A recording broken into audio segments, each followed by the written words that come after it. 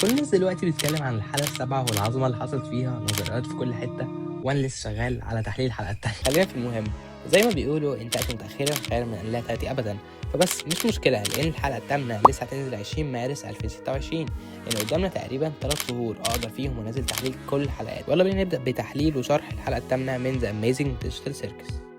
الحلقة بتبدأ بأصوات كين وراجاسا وجاكس وهما بينادوا على بومني، وبومني تفتح عينيها وتلاقي نفسها واقفة لوحدها تماما في السيرك. تبدأ تتحرك بطريقة غريبة، الإحساس بالتوتر يزيد، ضربات قلبها تتسارع، ومن شدة الخوف ينكمش بؤبؤ عينيها.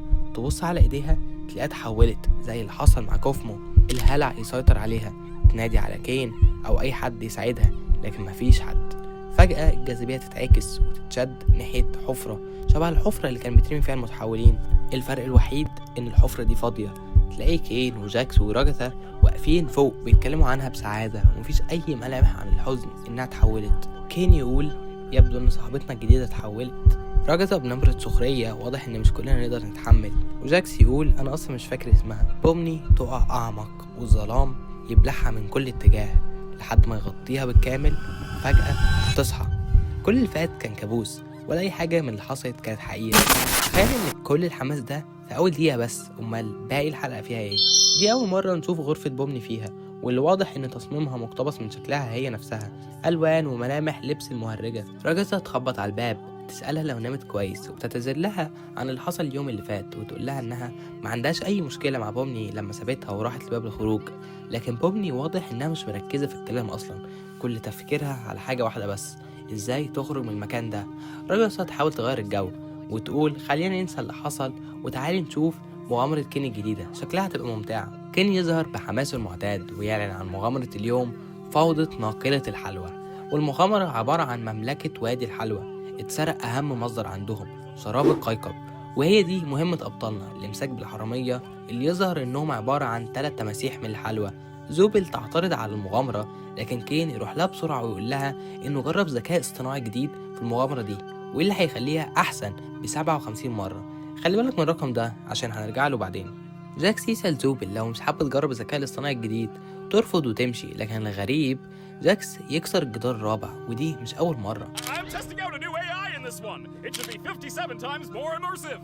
Ooh, a new AI. You don't want to mess with the new AI, Zuby? Yeah, no. بومني تسأل راجسة واحد من أهم أسئلة الحلقة، هو هدفنا الوحيد في السيرك إننا نمثل أدوار وخلاص؟ لكن كين يقطع الكلام فورا ويفتح بوابة، واضح جدا إنه مش عايز بومني تفكر أو تعرف أكتر من لازم.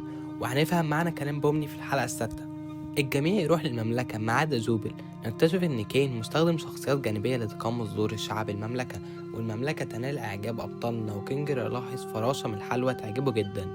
وبعد ترحيب كبير الملكة تظهر وتعتقد إنهم الفرسان اللي بعتهم الإله.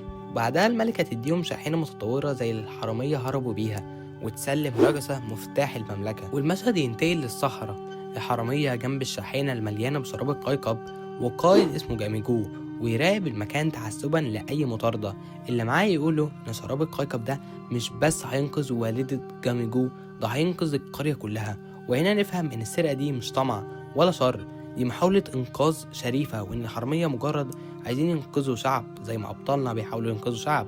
جاميجو يلاحظ شاحنة أبطالنا، فالحرامية أو الأشرار اللي بفضل أسميهم كده لحد آخر حلقة يركبوا بسرعة وتبدأ المطاردة. قبل ما نكمل الأحداث لازم نعرف إن دلوقتي الأشرار هدفهم إنهم يهربوا من أبطالنا ويروحوا القرية، وهدف أبطالنا إنهم يمسكوا الأشرار. فتعالوا نشوف إيه اللي هيحصل. تبدأ راجزة تقول لبومني إن أكيد في طريقة تساعدهم فيها، فياخد جاكس بومني ويرميها ما بين الشحنتين عشان يستخدم إيديها كجسر حرفيا في موقف عنيف وخطير. ويبان عدم اهتمام جاكس، ومجرد يبان عليه المتعة على مشاهدة بومني تعاني.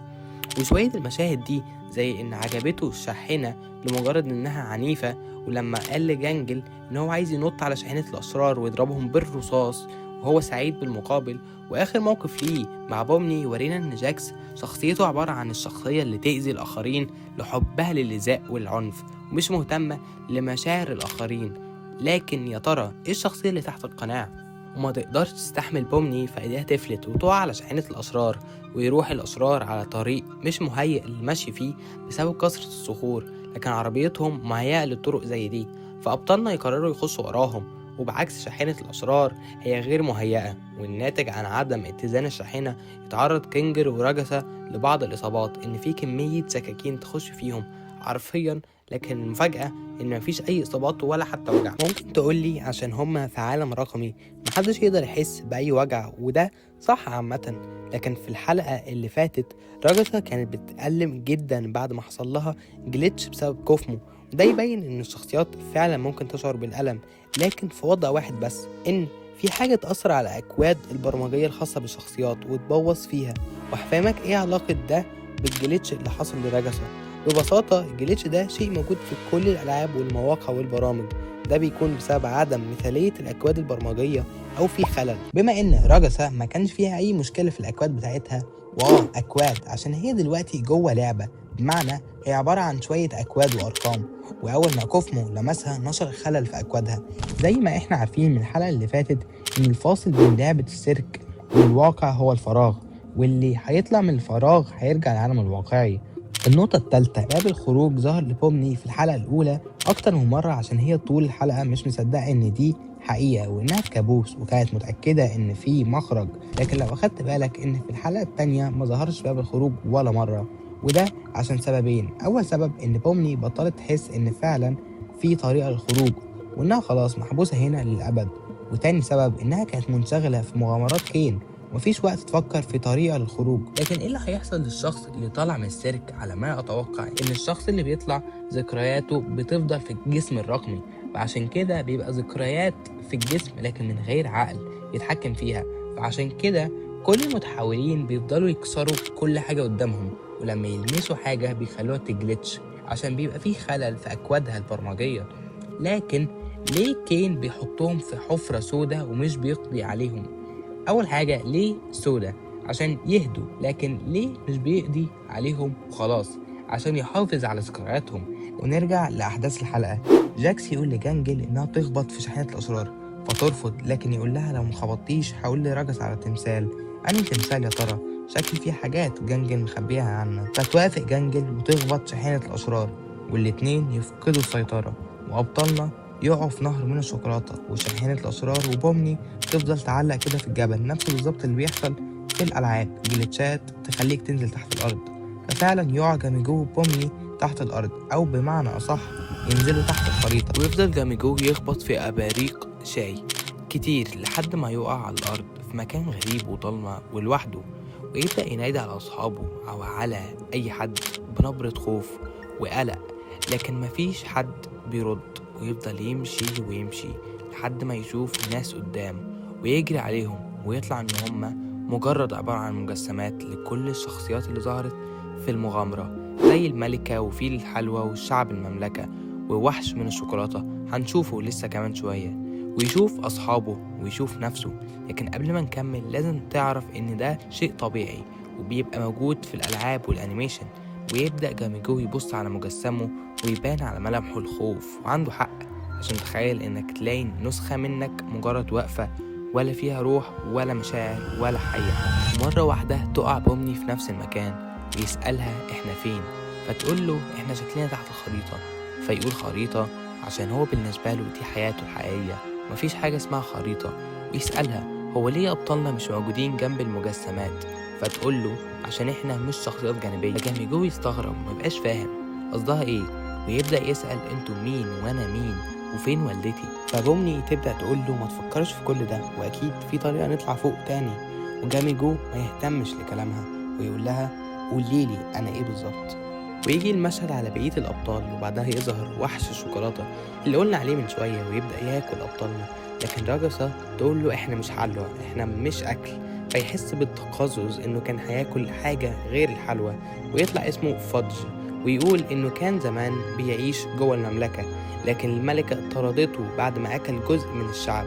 يبدأ يقول انه لحد دلوقتي بيسمع صراخهم، اللي مجرد بيحب يقتل ويسمع آلام اللي بيعذبهم او بيقتلهم. واللي بيأكد على كلامي راجاسا تقول له مش يعتبر قتل، فيقول لها هل يعتبر قتل لو بيستمتع بطعمهم؟ فيتفق مع جاكس ان قتل او تعذيب حد وانت مستمتع ما يعتبرش تعذيب. تعترض راجسا واللي أكيد عندها حق إن كل ده يعتبر تعذيب ومش حاجة ممتعة تماما. بعدها يجي المشهد على بومني وجامي جو، ويظهر بومني بتحاول تطلع من تحت الخريطة باستخدام شاحنة الأشرار، فتسأله هتساعدني نطلع من هنا ولا ايه؟ وما يردش، ويبان عليه الحزن الشديد، ويقول لها انه حاسس انه نكرة. فبومني تقعد جنبه وتحاول تساعده نفسيا، وتقول له ان حالة الصدمة اللي حاسس بيها دي موجودة في عالمها كوكب الأرض، وتحاول ترفع معنوياته وتقول له انت اكيد لسه مهتم باصحابك فوق، واكيد هم كمان لسه مهتمين. فيقول لها هتفرق في ايه؟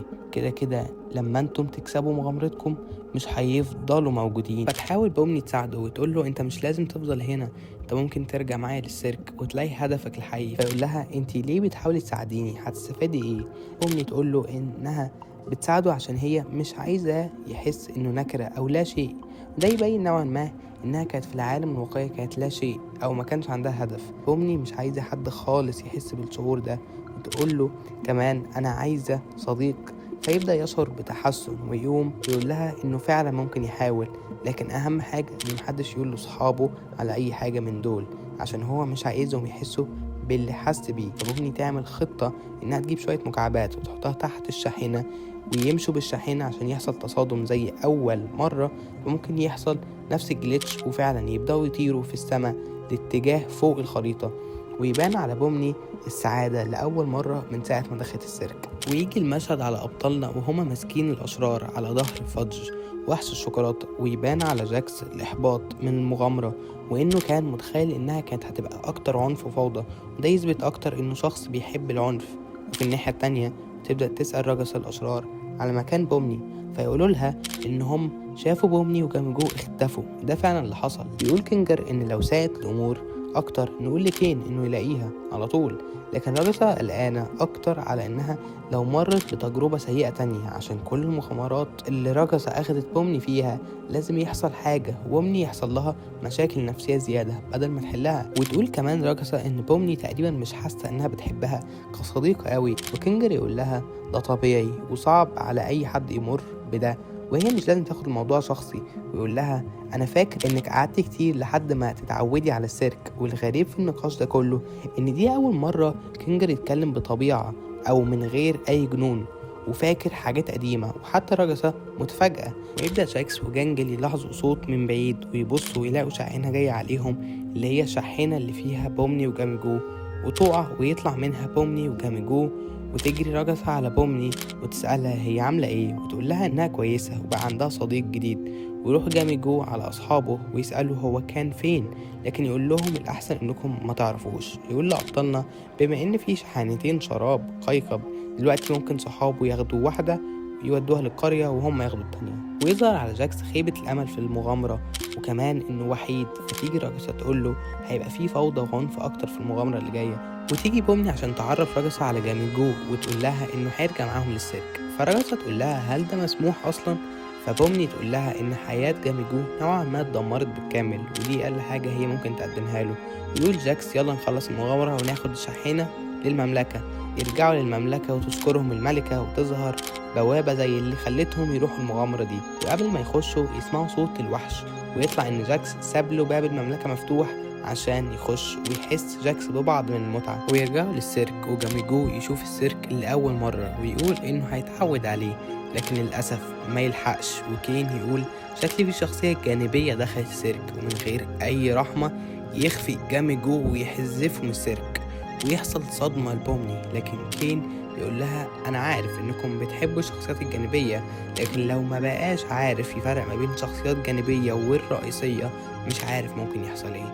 وتبدأ تضحك بومني ضحكة الصدمة وبداية فقدان العقل، ويجيلها زي تروما من اللي حصل، وترجع لنفس القلق اللي كان عندها في أول حلقة. والوحيد اللي كان مخليها سعيدة هو جامي جو، واللي لسه خفيه كين في لحظة. لكن راجسة تبدأ تهديها شوية وتقول لها إنه ممكن يرجع في المغامرات قدام، عشان كين بيحب يستخدم شخصياته الجانبية أكتر من مرة. وزوبل تيجي تقول لهم إن كل حاجة جاهزة، وراجسة تقول لبومني لو عايزة تيجي جنازة كوفمو دي تقاليد بيعملوها للأشخاص اللي بتتحول. ولما يسمع جاكس الكلام ده يظهر على ملامحه الانزعاج من سماع كلام الجنازة لكوفمو، لكن مش انزعاج من ان في جنازة، لكن عشان مش عايز يظهر مشاعر الحزن قدامهم. تبدأ الجنازة بالفعل وكل شخص يبدأ يتكلم عن ذكرياته السعيدة مع كوفمو، وتبدأ يظهر لقطات في دماغ بومني على كابوس اللي جالها في أول حلقة، وإن كل الشخصيات ساعدتها وأنقذوها. ونلاحظ الفرق بين أول حلقة إنها كانت حاسة إنها لا شيء ومفيش حد مهتم بيها، وآخر حلقة إنها حاسة إنهم كلهم صحابها. وتخلص الحلقة دي كل حاجة. عامة دي من حلقاتي المفضلة في البرنامج، وفي حاجات كتير، وإن شاء الله نقدر نلحق ننزل بقية الحلقات قبل نزول الحلقة الثامنة. وبس كده، سلام.